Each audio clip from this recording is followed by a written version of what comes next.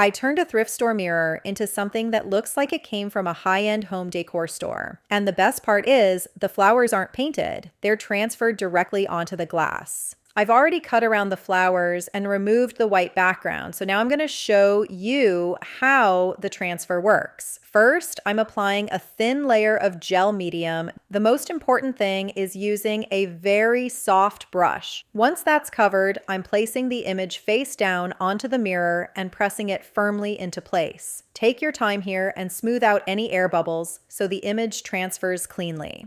The next day, grab a damp microfiber cloth. You don't want it soaking wet, just slightly damp. Then gently press it onto the paper and start rubbing away the top layer of the paper pulp. And this is the moment where it starts to work. As the paper comes away, the image is left behind on the mirror.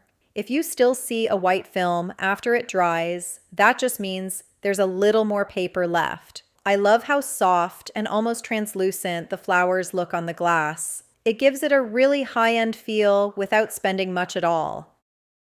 On the first step, we're going to take some of this Fusion Rose Gold and get it on here.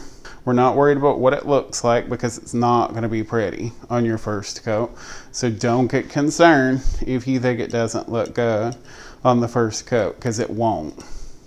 The second coat is where all the magic will come in.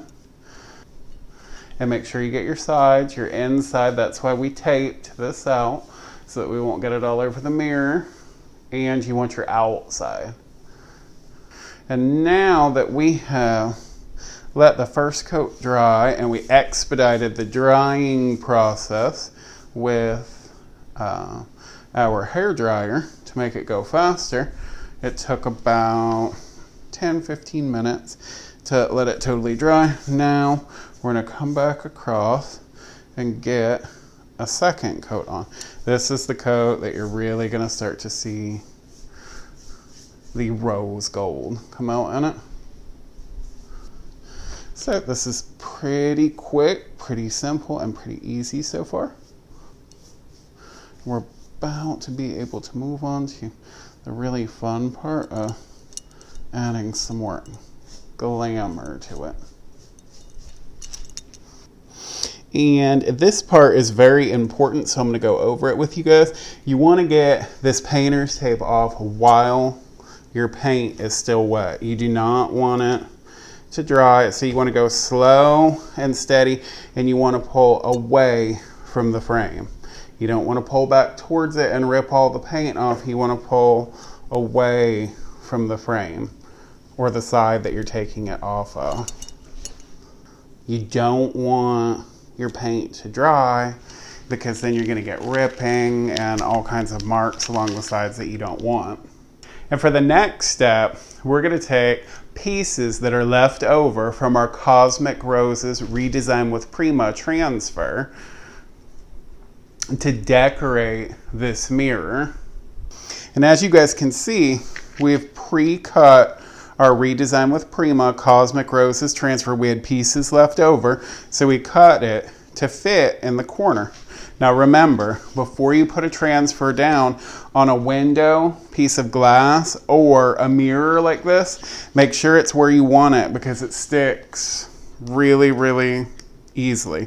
The adhesion is a lot easier than when you're putting it on a painted surface. Okay, we just had a little bit of it that wasn't sticking down. So we've got that, and we didn't want to bore you with all the ugly details of that one. So we've got this one on here, and then I've decided that we're just going to add a little bit of cool writing to it. We'll put it down here, have it slightly go over our flowers, and we really don't care if it comes out perfect, because if it doesn't, that gives us the cool old weathered look that I like a lot, and that is so in right now. Okay, and we've pre-cut another corner piece right here of our Cosmic Roses transfer that we're going to use. So we're just going over it to get any air bubbles out. It is. It's looking awesome.